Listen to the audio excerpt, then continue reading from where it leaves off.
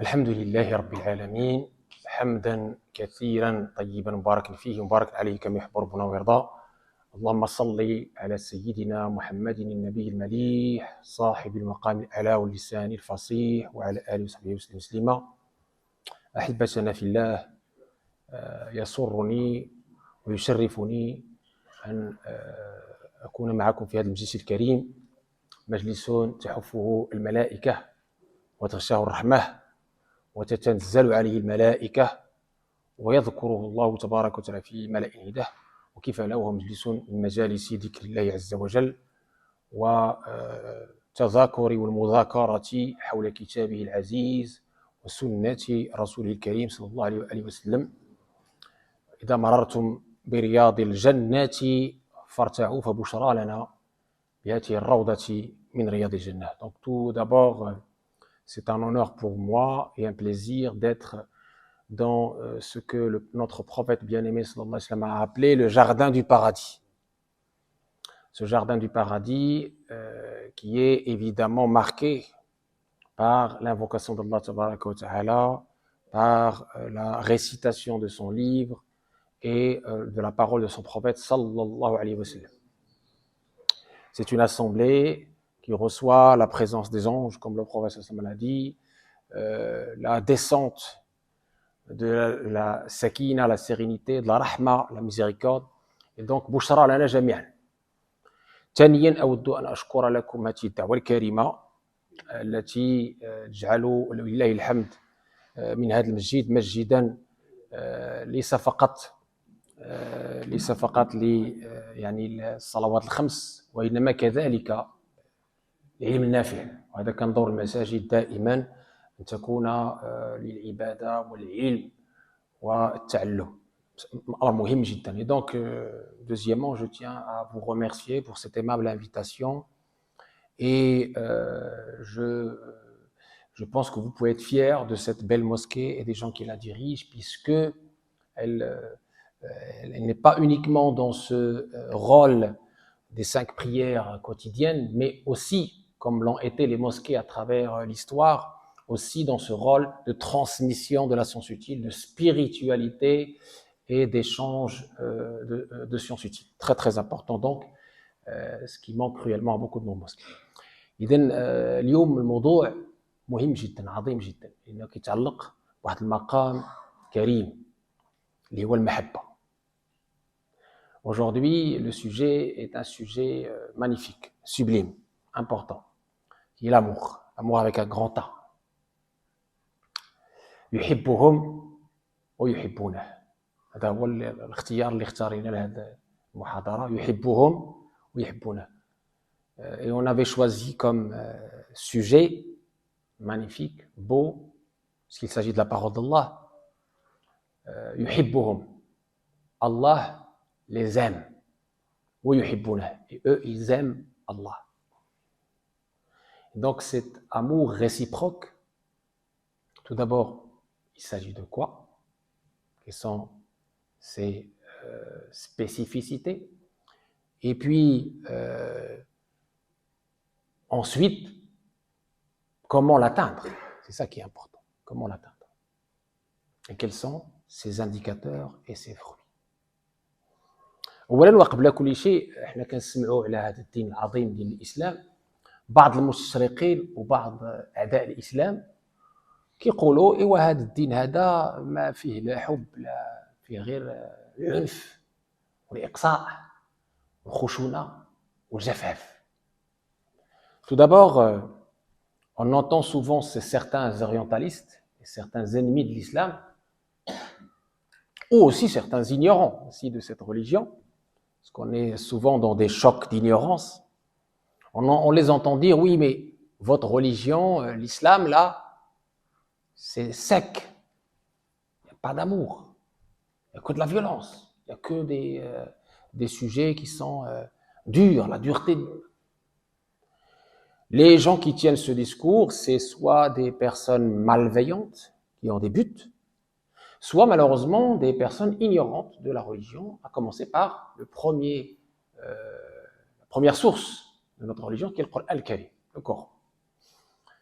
Et ou bien des personnes qui justement profitent de l'ignorance ambiante pour attaquer l'islam sur un sujet où il est, alhamdoulilah, largement la littérature islamique et la pratique de nos savants, de nos pieux prédécesseurs, est remplie de ces histoires d'amour. D'abord, l'amour sublime qui est pour Allah tabaraka wa ta'ala. يقول عز من قائل بعد أعوذ بالله من الشيطان الرجيم في كتابه العزيز والذين آمنوا أشد حبا لله والذين آمنوا أشد حبا لله. Tout d'abord, on a ce verset coranique, ces versets coraniques plutôt, qui montrent que l'amour est cité plusieurs fois dans le Coran et mis en avant comme étant la station sublime, le diadème des œuvres, le moteur de tout acte, l'essence et cette ascension des esprits. معراج الأرواح تاج الأمال وأعظم المقامات على الإطلاق مقام المحبة والذين آمنوا أشد حبا لله. Et ceux qui ont cru sont les plus ardents dans leur amour à Allah. Premier verset. Deuxième verset, c'est le verset de notre conférence aujourd'hui. يحبهم ويحبونه. Allah les aime parce qu'il faut d'abord qu'il t'aime. ويحبونه. Et il les aime. Ta prétention ne suffit pas. L'amour, c'est pas juste des sentiments ou des prétentions, c'est des preuves d'amour.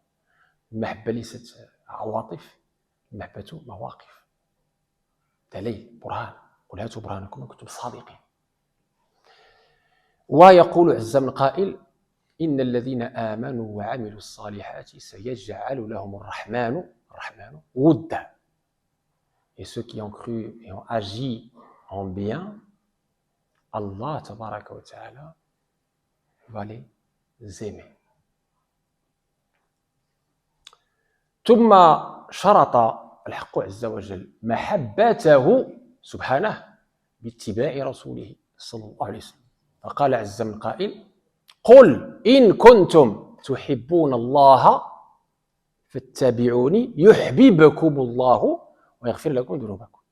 Et puis pour montrer le premier chemin, on va voir qu'il y a plusieurs chemins et le raccourci vers cet amour d'Allah, qui est l'amour sublime, on va voir sa définition et ses manifestations.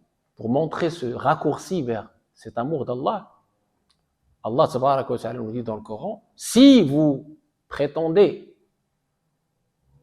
aimer Allah, dis-leur, ô Muhammad, si vous prétendez aimer Allah, alors suivez-moi et Allah vous aimera et vous pardonnera vos péchés. Suivez-moi. C'est-à-dire, on ne peut pas atteindre cet amour d'Allah tabaraka wa ta'ala si on ne suit pas le dernier messager, Sayyidina Muhammad sallallahu alayhi wa sallam, la meilleure des créatures, le bien-aimé d'Allah, Et on ne peut pas suivre ce qu'on ne connaît pas, ce qu'on n'aime pas. On est d'accord ou pas? On ne peut pas suivre quelqu'un qu'on ne connaît pas et qu'on n'aime pas. Donc il y a cet effort aussi à faire pour connaître notre prophète sallallahu alayhi wa sallam comme il se doit et pouvoir l'aimer, puisque l'amour du prophète alayhi wa sallam est un pilier de la foi. La yuminu ahadukum hatta akuna ahabba ilayhi malihi wa walidihi wa nasi ajma'in. Nul n'est véritablement croyant, dit le prophète alayhi wa sallam, si je ne suis pas plus aimé à lui que son père, sa mère, ses enfants, ses biens, etc. Et on connaît le hadith avec Sidna Omar, radiyallahu anhu, qui complète et plus aimé même que notre propre nefs, notre propre âme. Très bien. ثم في سنة رسول الله صلى الله عليه وسلم الصحيحة الصريحة. Dans la sunna, on nous parle aussi d'amour. Beaucoup de hadiths. Je vais vous citer un hadith magnifique. Et on aimerait tous, sans exception, être de ceux qui sont cités dans ce hadith. إذا أحب الله عبدا. Quand Allah aime quelqu'un, Allah, qu'est-ce que tu aimerais de plus? Quand Allah aime quelqu'un, et on va voir comment. Quand Allah aime quelqu'un.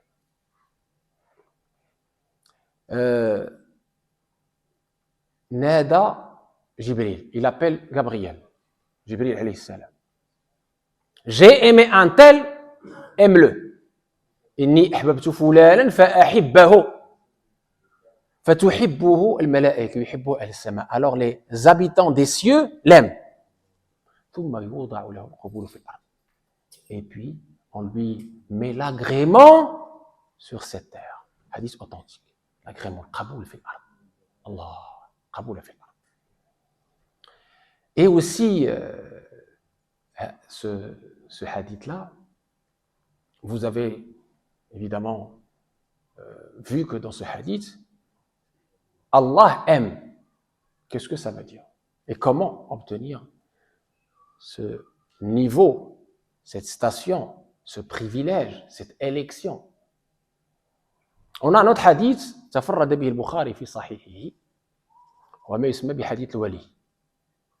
قال رسول الله صلى الله عليه وسلم قال الله تعالى من عادى لي وليا فقد آذنته بالحرب وما تقرب إلي عبدي بشيء أحب إلي مما افترضته عليه ولا يزال عبدي يتقرب إلي بالنوافل حتى أحبه فإذا أحببته كنت سمعه الذي يسمع به وبصره الذي يبصر به ويده التي يبطش بها ورجله التي يمشي بها ولئن سألني لأعطينه ولئن استعاذني لأعيذنه. Hadith magnifique qui nous montre la manifestation de l'amour d'Allah, cette station sublime, magnifique, cette grâce immense d'Allah tabaraka wa ta'ala.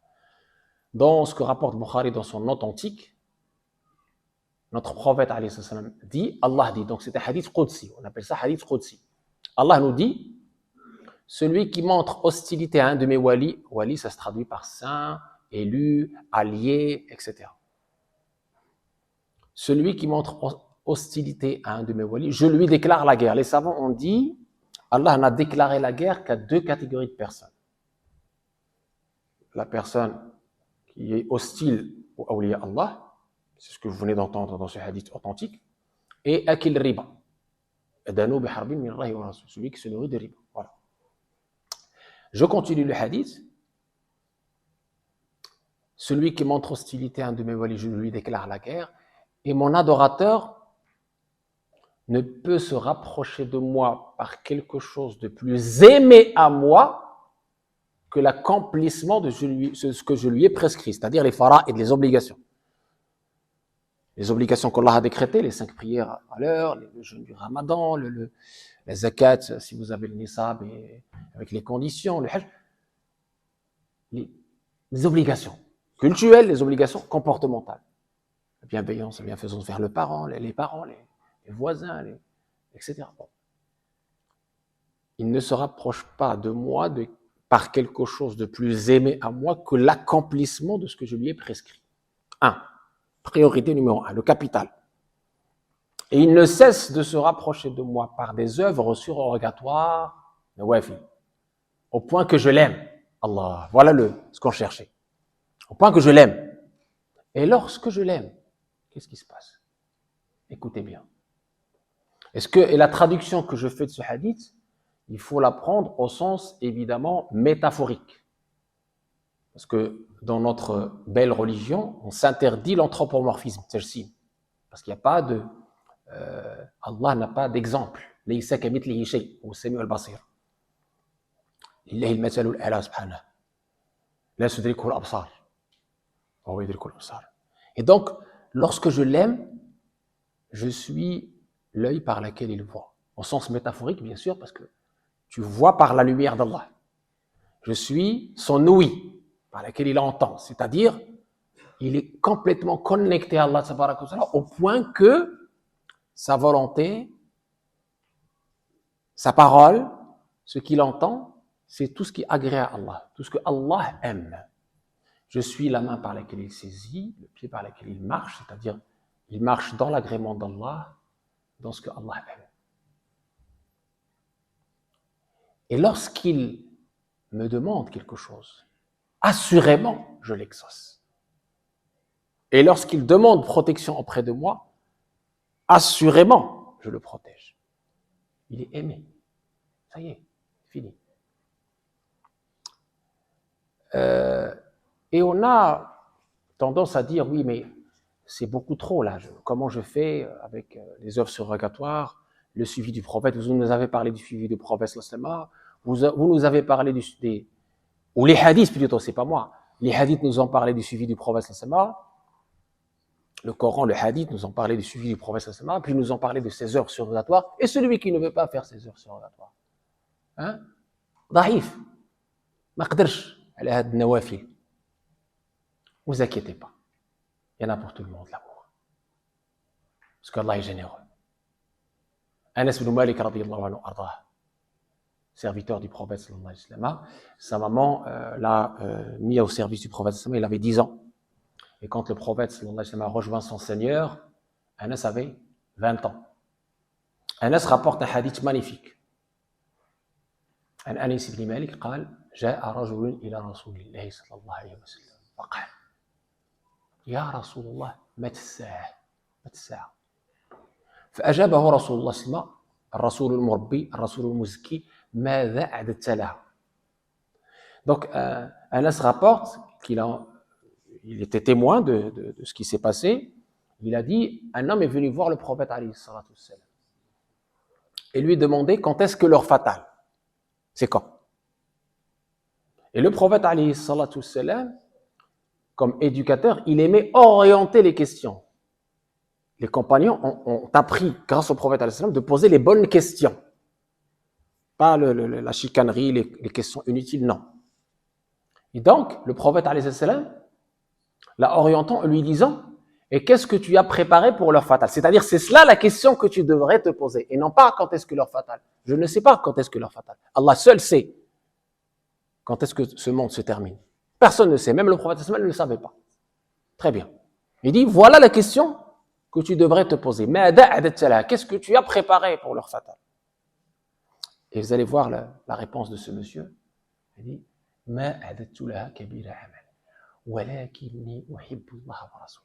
Allah. Il a été sincère avec le prophète, avec l'éducateur, avec le messager, avec le bien-aimé, avec Shafi, l'intercesseur. Il lui a dit, je n'ai pas préparé beaucoup de choses. Je suis faible. Mais j'aime Allah et j'aime Rasulullah, j'aime le messager sallallahu alayhi wa sallam. Et le prophète sallallahu alayhi wa sallam lui a dit, Anta ma'a man ahbabt. Anta ma'a man ahbabt. هذه خص الإنسان يحفظها ويكتبها بمداد من ذهب. أنت مع من أحببت. Il lui a dit, alors tu es avec celui que tu aimes. Anas, il a dit en commentaire à ce qu'il vient d'entendre, ما فرحنا بشيء بعد الإسلام. يعني بعد ما الحمد لله دخل نور الإيمان في قلوبنا واعتنق الإسلام على يد الرسول الرحمة عليه الصلاة والسلام فرحنا بقول رسول الله صلى الله عليه وسلم أنت مع من أحببت. الله الله.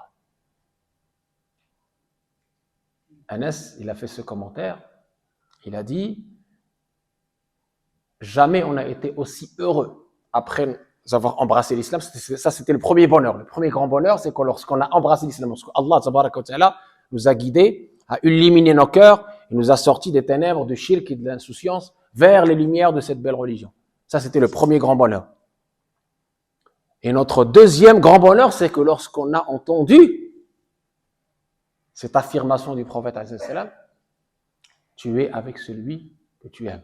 Et Anas d'ajouter, et moi j'aime le prophète, j'aime Abu Bakr et j'aime Omar, même si je n'ai pas fait les actes que eux ils ont fait, mais j'espère, grâce à ce hadith, grâce à cette affirmation, grâce à cette promesse du prophète d'être avec eux.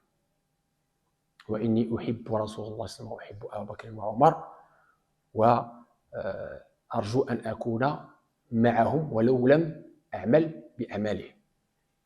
Donc ça c'est la bonne nouvelle pour nous tous. المرء مع من أحب أو أنت مع من أحببت.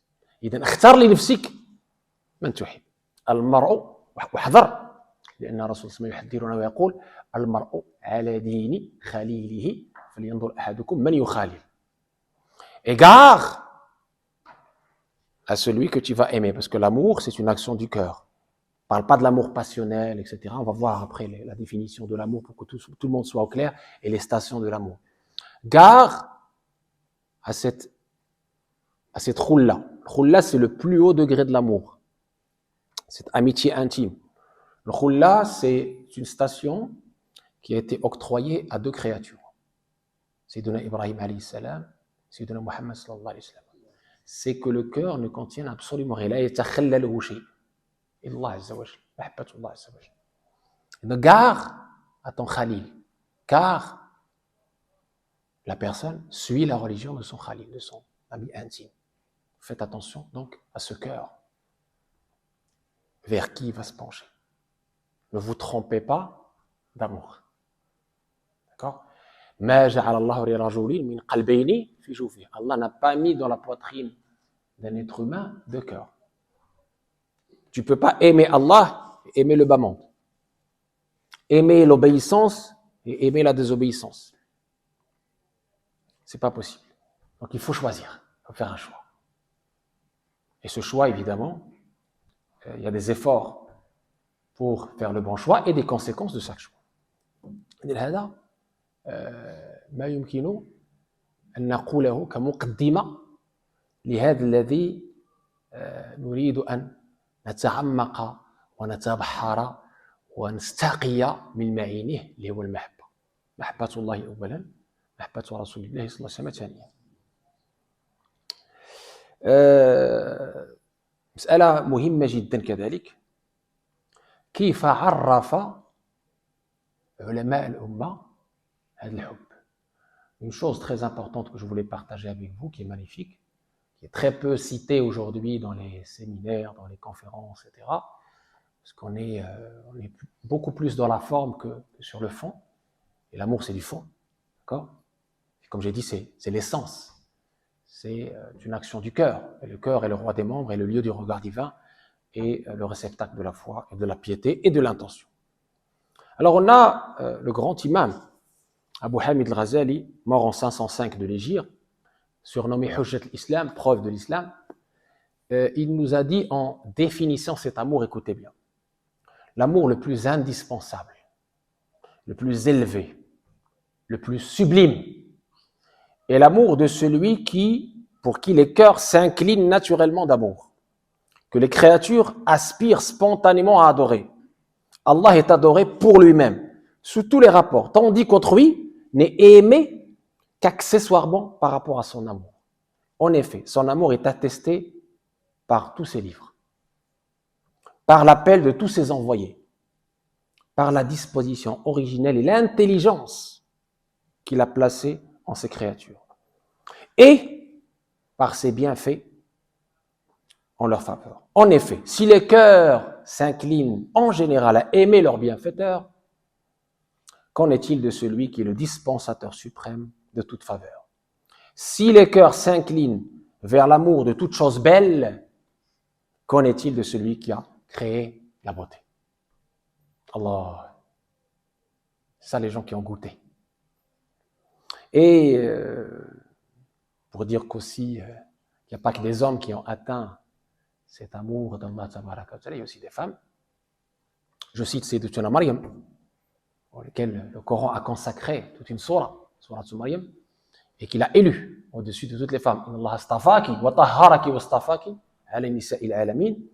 Et dans notre tradition, dans notre patrimoine islamique, on a aussi des grandes saintes, des grandes savantes, des grandes gnostiques, des grandes personnalités féminines qui ont atteint cet amour divin.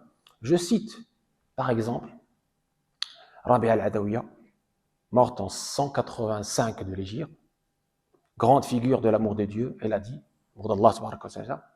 écoutez bien, entre l'amant et le bien-aimé, il n'y a pas de distance, ni de parole, que par la force du désir, ni de description, que par le goût. Qui a goûté a connu, et qui a décrit ne sait pas décrit. En vérité, comment peux-tu décrire quelque chose quand en sa présence tu es anéanti? En son existence, tu es dissous.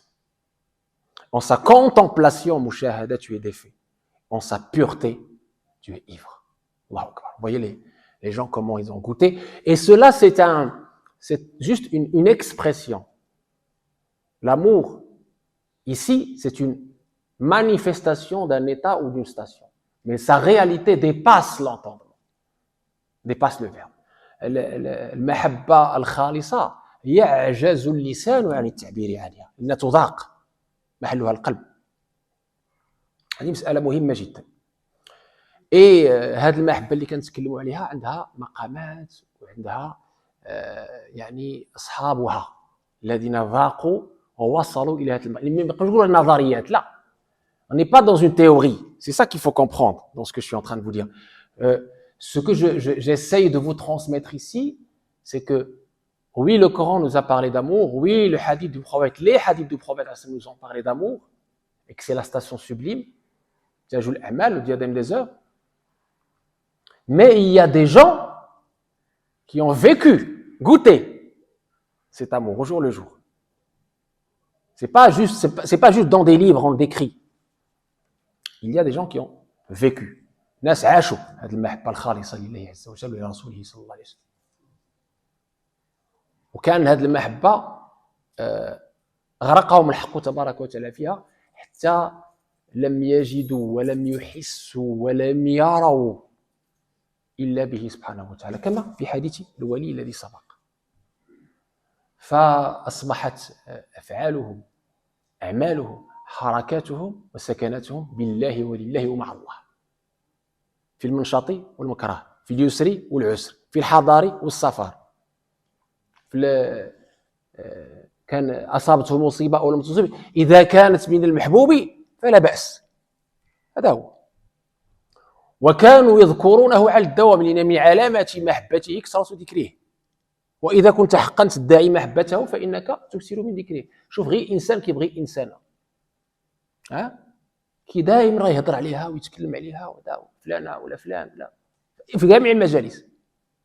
ولا جلست كما قال الشاعر ولا جلست إلى قوم أحدثهم إلا وكنت حديثي بين جلاسي، ولا شربت لهيب الماء من ظمأ إلا وجدت خيالا منك في الكاس. هذا غير المحبة العادية البشرية، فما بالك بمحبة الله عز وجل. هذا قيس اللي كتعرفوه اللي كان مغرم بليلى وكذا، كان لحق عليه الإسلام وسلم، كتعرفوها، مخضرم، هو شاعر مخضرم. إيوا واحد النهار كان يجري مور واحد الكلب يجري هو يجري، الكلب يجري هو يجري، وداز منه واحد جوج د الناس كيصليو جماعة، جوج كيصليو جماعة، بقى يجري مور الكلب. من بعد منين رجع دوك الناس اللي كانوا كيصليو داروا فيه، قالوا يا قيس شفتينا كنصليو ما دخلتيش معنا، اش هذا الاسلام عندك؟ قال له والله لم اراكم، شغلني كلب ليلى، هذا الكلب ديال ليلى كنت تابعه ما شافهمش. قالوا انتم كنتوا مع مولانا سبحانه وتعالى الله تبارك وتعالى، وبنت لكم اعيدوا صلاتكم يرحمكم. فهمتي الناس كيفاش باش نفهموا هذا المذاق. Et donc je disais, cet amour d'Allah Tabarak wa Ta'ala qui est le plus sublime, il a des preuves. La première preuve, c'est l'invocation abondante d'Allah Tabarak. Tu ne peux pas prétendre aimer quelqu'un et ne pas l'évoquer, ne pas l'invoquer partout. Quand tu aimes quelqu'un, quand un être humain aime un autre être humain, tu es amoureux d'une fille par exemple, dans la vie courante. On a des grandes histoires d'amour, que ce soit dans notre littérature arabo-musulmane ou dans la littérature occidentale. On a des grandes figures. Quand tu aimes quelqu'un, forcément, tu es en train de parler de lui partout. Il te hante, entre guillemets. Tu es là, tu parles de lui. Tu ne peux pas ne pas parler de lui. Tu es malade, tu parles de lui. Tu es en bonne santé, tu parles de lui. Tu es dans une assemblée de personnes, famille ou pas famille, tu parles de lui. Si tu aimes vraiment Allah, tu ne peux pas te lasser de l'invoquer. Udkuruni adkurkum. Shkuruni wala takfurun. Ce mouvement d'invocation. La ilaha illallah, la ilaha illallah. Tout le temps. Et tu ne lasses pas. Ta langue ne se lasse pas d'invoquer Allah jusqu'à ce que cette invocation pénètre le cœur et soit une invocation du cœur et que ton cœur se remplit par son amour. C'est ça le chemin. C'est un chemin du dhikr, d'invocation d'Allah pour atteindre cette présence. ce détachement de ce qui n'est pas Allah, pour que le cœur soit rempli de son amour. Et j'ai donné l'exemple. Qais, c'est une grande figure, un grand poète, qui a vécu avant l'islam et qui a embrassé l'islam, qui a vécu un peu après l'islam. Qais, il était fou amoureux de Layla. Fou amoureux de Layla. Dans tous les exemples qu'on donne, qu'on dit, tu peux pas être pire que Qais, qui s'est noyé qui était ivre d'amour pour Layla. Chaque fois qu'il voyait quelque chose, il l'appelait Layla. Hein? Il voyait n'importe qui, il voyait Layla. Il était dans une assemblée, il était obligé de parler de Layla. Il n'y a que Layla pour lui. Il voyait que Layla. Et un jour, il court derrière un chien. C'était le chien de Layla. Voir le chien de Layla, ça le ravivait, ça le rendait heureux, le chien de Layla. Même pas Layla, le chien de Layla. Et dans des vers, il est en train de faire l'éloge de la maison de Layla. Juste le fait de toucher la maison de Layla, pour lui, waouh! Vous voyez? Et donc, il court derrière le chien de Layla. Il y avait deux personnes qui faisaient leur prière. Il court, il attrape le chien de Layla, il revient. Ces deux personnes qui faisaient leur prière, ils ont terminé leur prière, il se tourne vers lui, il dit, mais Qais, pourquoi tu nous as pas rejoints? On était en train de faire la prière quand même. Il dit, par Allah, je ne vous ai pas vu. J'étais omnibulé à fond sur le chien de Layla, par amour pour Layla. Et vous étiez avec Allah dans la prière et vous avez réussi à me voir. Comment vous avez fait? C'est quoi cet amour que vous prétendez? Refaites votre prière, s'il vous plaît. Vous comprenez ce que j'essaye de vous transmettre? Quand on aime, on ne compte plus. Et c'est pour ça que on a ces hadiths que je vais vous citer tout à l'heure sur le compte ou le non-compte des gens qui s'aiment. Vous allez les voir après. Mais restons déjà dans cet amour d'Allah et dans cet amour du prophète et dans les définitions. L'amour comporte 4 degrés, nous disent les grands savants de notre belle religion. L'amour pour Allah, qui est commencement. L'amour venant d'Allah, qui est parachèvement. Quant à l'amour en Allah et l'amour par Allah, ils occupent des positions intermédiaires. L'amour pour Allah consiste en ce que tu le préfères à tout. L'amour en Allah, à ce que tu aimes celui qui lui est proche. Notre prophète, compagnons, les pieux vertueux. L'amour par Allah, à ce que tu aimes, qui il aime et ce qu'il aime, sans accorder d'importance à tes propres appétits, à tes propres penchants. Celui qui aime, ses désirs ne comptent plus. Celui qui aime, ses appétits ne comptent plus. Devant ce que celui qui l'a aimé préfère. On est d'accord ou pas? C'est ça le vrai amour. Donc je disais, quant à l'amour venant d'Allah, et c'est le plus haut degré, parce que c'est lui qui t'a aimé. C'est lui, par sa grâce, qui t'a élu. Ça, c'est autre chose. Il consiste à ce qu'il t'arrache à toute chose autre que lui. Pour que tu n'aimes que lui. هذا هو اللي كيسميوه تجرد. مقام تجريد مما سوى الله. لا يكون في القلب إلا الله إلا محبة الله. هذا حديث الولي اللي شفناه. Très important. Et l'amour pour Allah a pour indice, comme j'ai dit, l'invocation perpétuelle que tu fais de lui. Et celui de l'amour en Allah est que tu aimes les hommes de bien qui ne t'apportent aucun profit matériel. L'amour par Allah se traduit par l'extinction de tes appétits personnels sous l'action de la lumière d'Allah. Et l'amour venant d'Allah par le fait qu'il t'attire à lui et voile à tes yeux tout autre que lui. L'amour d'Allah a comme conséquence ultime l'adoration pure, l'ibad al-khalisa, pour lui seul, et savourer le bonheur et le plaisir inégalé dans sa proximité, et passer des longues heures en sa présence, sans se lasser. Ceci se traduit aussi par son invocation abondante et fréquente dans toutes les situations. Allah dit dans le hadith, أنا جليس من ذكرني وتحركت بشفتاه. Et le fait de l'invoquer, il sera avec toi, comme le dit le hadith. Le seul fait de l'invoquer, il est avec toi. Il est avec toi par son soutien, par sa bénédiction, par ses lumières. Et ça, c'est le plus important.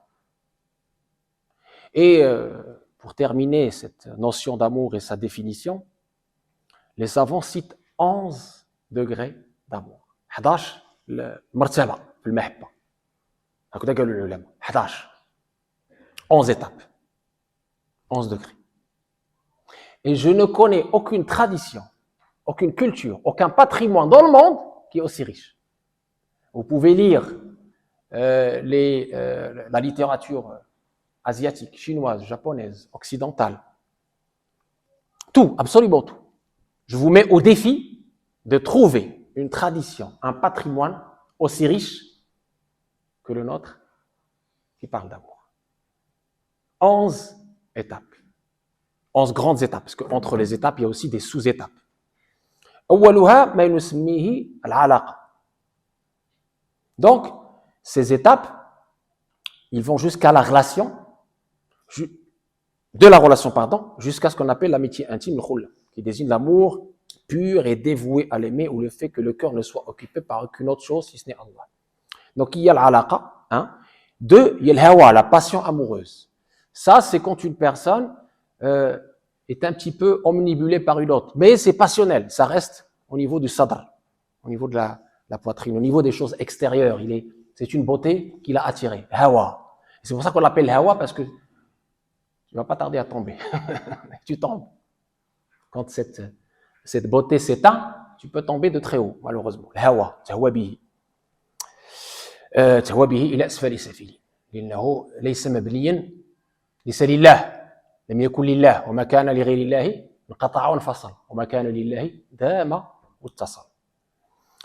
الهوى من بعد الغرام ça c'est la troisième.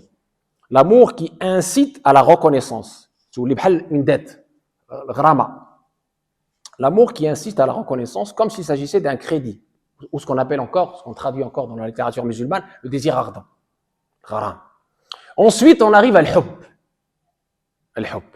Il est le combien, si vous avez suivi? Cinquième étape, l'hub.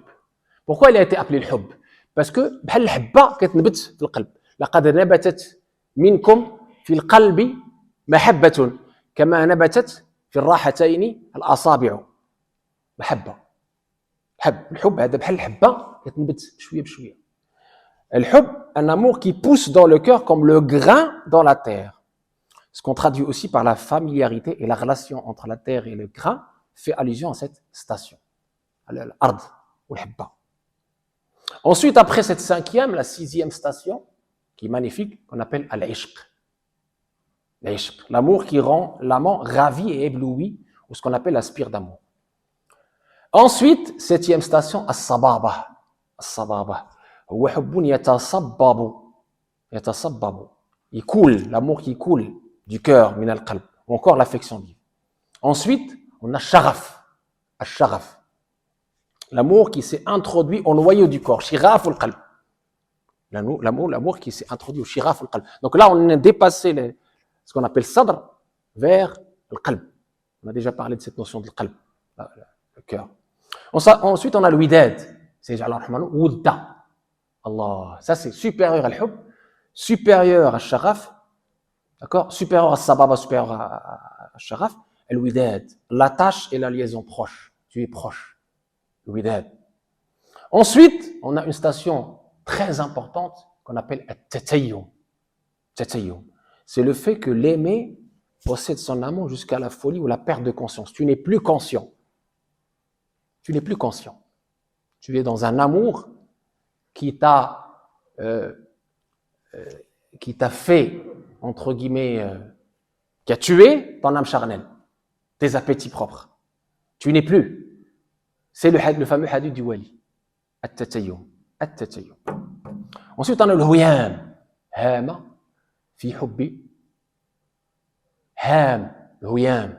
Le huyam, un essai de traduction de ce huyam, se noyer ou s'éteindre d'amour. Et puis on a le wajd. وجد يجد ثلاث من كنا فيه وجد حلاوة الإيمان. وجد. Et là, le hadith du prophète alayhi salam qui nous dit 3 qualités, s'il sent chez quelqu'un, il goûte wajada halawat al-iman, la douceur, la saveur, la beauté de la foi. Parmi ces 3 choses, première chose déjà, an yakun Allah wa rasuluhu ahabba ilayhim ma siwahuma. On en a parlé déjà, que Allah et son prophète soient plus aimés que toute autre chose pour lui. 1. 2. An yuhibba al-mar'a la yuhibbuhu illa lillah. Et ça, c'est le dernier chapitre qu'on va voir. Que tu aimes quelqu'un, tu ne l'aimes que pour Allah. Wa an yakraha an yuqdafa aw an yakraha an ya'uda fi al-kufr kama yakrahu an yuqdafa fi an-nar. Et qu'il est dégoûté de revenir vers la négation comme il ne peut pas se jeter en enfer. Bon. L'adoration, qui est pour Allah, bien sûr. La conséquence de l'amour vrai pour Allah, c'est son adoration sans se lasser. Ne plus voir ça comme une corvée, non, mais il y a ça. Notre prophète, alayhi salatu wassalam, quand il était dans l'ibada, n'importe quelle ibada, il était ravi, il était heureux. Il n'était pas dans une latitude ou lassitude, non. Il disait, par exemple, à Bilal, Arihna biha ya Bilal, par rapport à la prière, repose-nous au Bilal, par l'adhan, par l'iqama, pour qu'on puisse être apaisé. Et aussi, notre prophète, alayhi salatu wassalam, il a dit, wa ju'ilat qurratu ayni fi s-salat. La prière est l'éclat de mes yeux, tellement c'est beau, tellement. Et ça, on l'a vu qu'il l'a hérité de cette station quand il était fait le Mi'raj. Quand il a vu Allah tabaraka wa ta'ala, qu'il ne voulait pas revenir, Allah tabaraka lui dit, tu vas revenir et je vais te donner cette station gustative que tu as reçue en ma présence, à chaque fois que tu vas rentrer dans la sacralité de la prière. Kullama haramta lis-salat, tajidu hadha al-maqam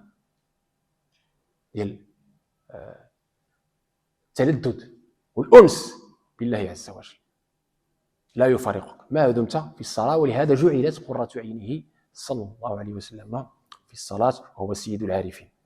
Après ce ta'abbud, la 11e station, la dernière, c'est ce que je vous ai dit, al-khullah, l'amour qui rend le cœur pur et dévoué à l'aimer, ou le fait que le cœur ne soit infiltré, lam yatakhallalhu, occupé par aucune autre chose si ce n'est l'aimer. Station ultime, qui est, comme j'ai dit, spécifique à 2 créatures, Sayyidina Ibrahim, Takhadallah Ibrahim Khalila, Sayyidina Muhammad Sama, dans le hadith authentique, où il disait à Abu Bakr, si Allah n'avait pas pris comme Khalil, tu aurais été mon Khalil, mais tu es mon sahib, mon compagnon, mon fidèle compagnon. Et bien sûr, dans toutes ces stations, l'amour est une grâce d'Allah. Fadlun min Allah. Fadlun min Allah. Kima, yani, bغيتي نفهموا ولا غادي دير ما غادي ديرش, fadlun min. C'est d'abord la grâce d'Allah. وما كنا لنهتدي لولا ان هدانا ولولا فضل الله عليكم ورحمته ما زكى منكم من احد ابدا ولكن الله يزكي من يشاء. اذا دائما الانسان يرجع الفضل مولانا. C'est d'abord par la grâce d'Allah, par sa miséricorde que nous sommes là aujourd'hui, que nous parlons d'amour aujourd'hui, et cette lumière, il ne donne pas à n'importe qui. Cet amour, il ne donne pas à n'importe qui. Cette élection ne donne pas à n'importe qui. Mais il y a quand même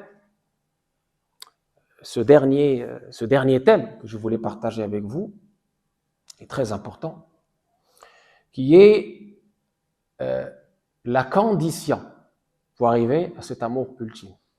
La condition pour arriver à cet amour ultime. Écoutez bien. ليبعثن الله أقواما يوم القيامة في وجوههم النور على منابر اللؤلؤ يغبطهم الناس ليسوا بأنبياء ولا شهداء. قال فجثى أعرابي على ركبته فقال يا رسول الله صلى الله عليه وسلم جلهم لنا، أو في رواية حلهم لنا، أي صفهم لنا نعرفهم. قال هم المتحابون في الله، هم المتحابون في الله من قبائل شتى وبلاد شتى يجتمعون على ذكر الله يذكرونه. سند الحديث حسن، رواه سيدنا أبو الدرداء رضي الله عنه وأرضاه، ومن المحدثين الذين صححوا هذا السند المنذري رحمة الله عليه في الترغيب والترهيب، والطبراني رحمة الله عليه. Le hadith que je viens de vous citer en arabe nous montre la condition de la condition. La condition de la condition. Notre prophète alayhi salatu wassalam nous avait dit dans un hadith لا تدخلوا الجنة حتى تؤمنوا ولا تؤمنوا حتى تحابوا ألا أدلكم على شيء إذا فعلتم وتحاببتم أفشوا السلام بينكم. Notre prophète alayhi salatu wassalam nous a dit vous ne pouvez prétendre, vous pouvez rentrer au paradis que lorsque vous aurez la foi. La foi, on a dit, son réceptacle, c'est le cœur. Et vous ne pouvez prétendre à la foi que si vous vous aimez entre vous. Vous voyez la condition de la condition. La foi est tributaire de l'amour.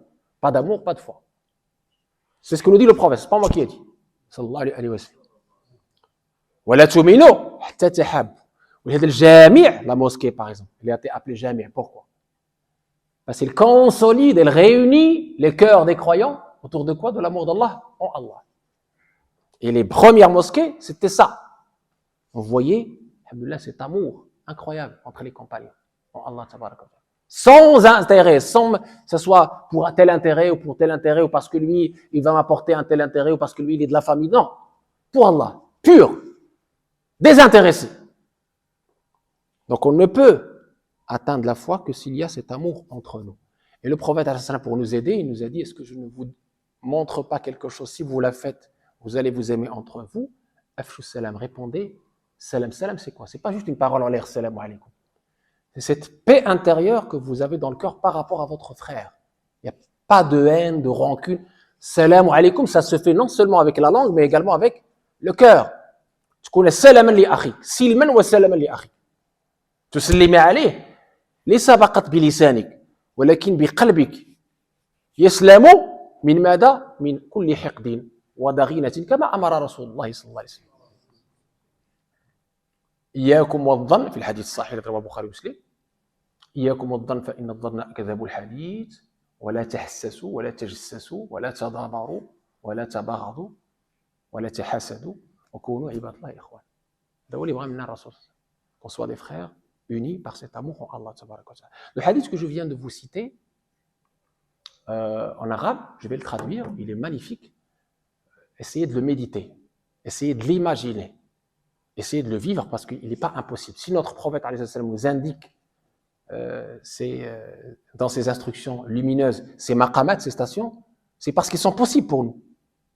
Possibles. Et on doit aspirer à ces maqamat pour sortir du carcan du formalisme, pour sortir de la sclérose dans la religion, pour sortir de la sécheresse des cœurs, pour être la Ummah que Allah a voulu, c'est-à-dire cette Ummah dans cet amour, dans cette fraternité, dans cette solidarité, dans cette entraide dans le bien et la piété. Cette Ummah forte finalement, forte par son amour.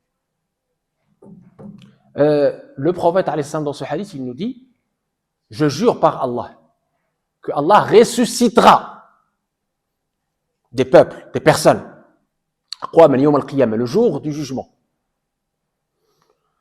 Dans leur visage, la lumière est manifeste. Sur des chairs, dans une version, c'est-à-dire les, comment on appelle ça, c'est les perles précieuses, et dans une autre version, des chairs de lumière. C'est-à-dire les gens aimeront être à leur place, y compris, c'est-à-dire les élus d'Allah aimeront être à leur place. Mais c'est qui ces gens? Le prophète alayhi salam nous dit, ce ne sont ni des prophètes, ni des messagers, ni des martyrs. Et puis un bédouin était là, elle a entendu cela du prophète alayhi salam, il s'est mis à genoux, il a dit, oh messager d'Allah, décris-nous ces gens-là, comme ça on sait qui sont, et comme ça on essaie de faire comme eux pour arriver à cette haute station. La station où il n'y a pas de compte, il n'y a pas de jugement. Tu es élevé au-dessus des balances. C'est ça la station de l'amour. Alors le prophète, qu'est-ce qu'il répond? Al-mutahabbuna fillah. Ce sont ceux qui se sont aimés en Allah tabaraka wa ta'ala. Min qaba'il shatta, de tribus diverses. C'est pas, ils n'ont pas un lien de sang entre nous. C'est pas le lien de sang qui a fait qu'ils sont là entre eux. Non. Wa biladin shatta, de pays divers. Yajtami'un, se réunissent. Pourquoi? Ala dhikrillahi yadhkurunahu, pour invoquer Allah tabaraka wa ta'ala uniquement. Comme nous aujourd'hui. Très important. Vous comprenez? Magnifique. Donc on est dans cette condition de la condition. Pour arriver à cet amour sublime, Allah tabaraka wa ta'ala, il faut s'aimer entre nous pour Allah tabaraka wa ta'ala. Il faut faire cet effort pour que tout ce qui va attirer la haine, tout ce qui va attirer les rancunes, tout ce qui va attirer la mésentente, tout ce qui va être mauvaise présomption vis-à-vis de tes frères, tu l'écartes pour que ton cœur soit pur vis-à-vis de tes frères. Et là, l'agrément d'Allah, et là, l'amour d'Allah arrive. Plusieurs hadiths dans ce sens. Le hadith où Allah nous dit, le jeudi, il y a le pardon général. Sauf pour le mushrik et ceux qui ont une rancune. Rajulani mutasariman. Allah dit à ses anges, laissez-les jusqu'à ce qu'ils se réconcilient. L'autre hadith. Parmi les catégories de personnes dont l'acte n'est pas élevé au ciel, c'est-à-dire n'est pas agréé. Qu'est-ce qu'on veut de l'acte? Qu'il soit agréé. D'accord. Si tu fais des actes qui ne sont pas agréés, ça ne sert à rien. Tu perds ton temps, ton énergie. Parmi ces catégories de personnes, des personnes qui ont une rancune entre eux. L'acte du bien ne s'élève pas.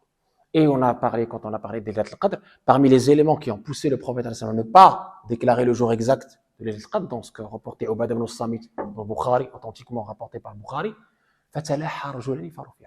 deux personnes se sont fritées, terminé. Il n'y a plus cette sérénité, cette miséricorde, cette rahmat. Donc faisons attention à nos cœurs pour qu'ils gardent cet amour vis-à-vis de nos frères.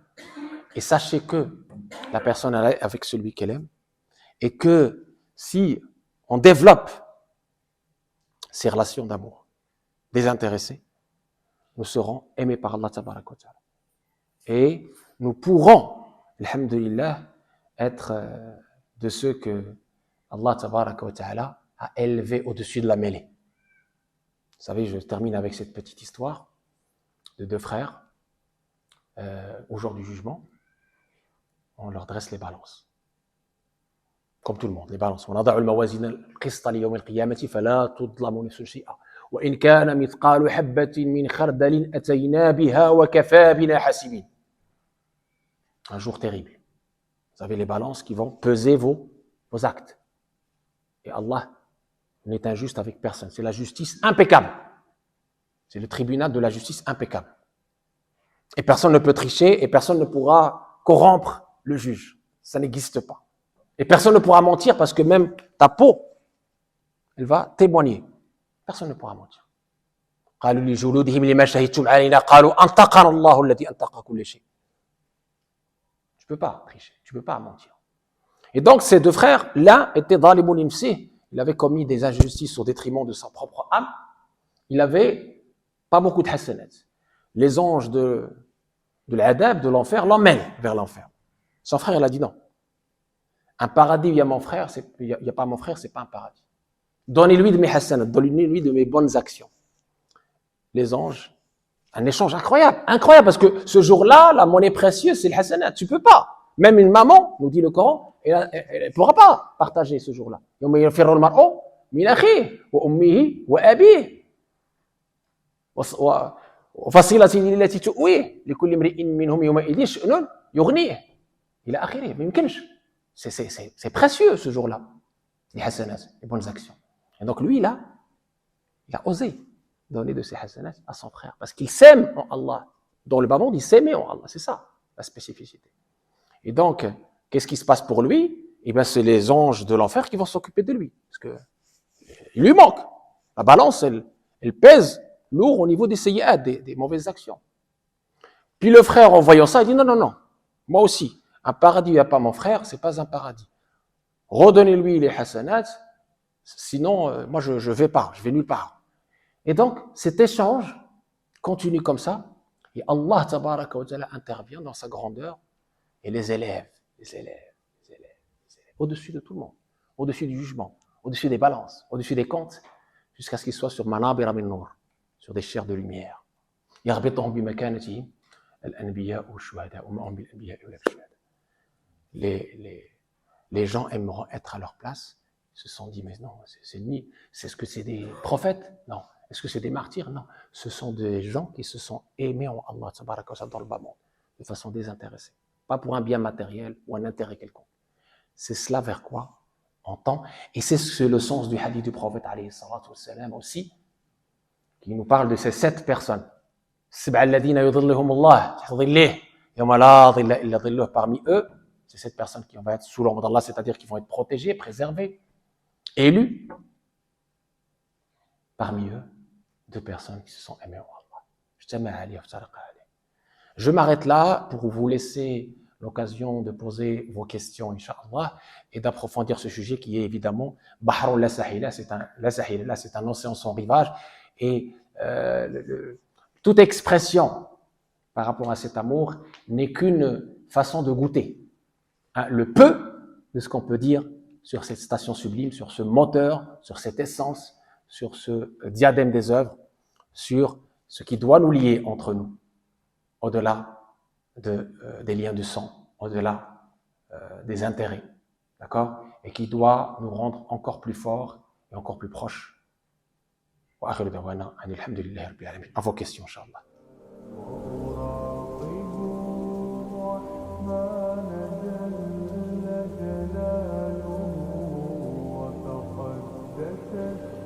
أسماء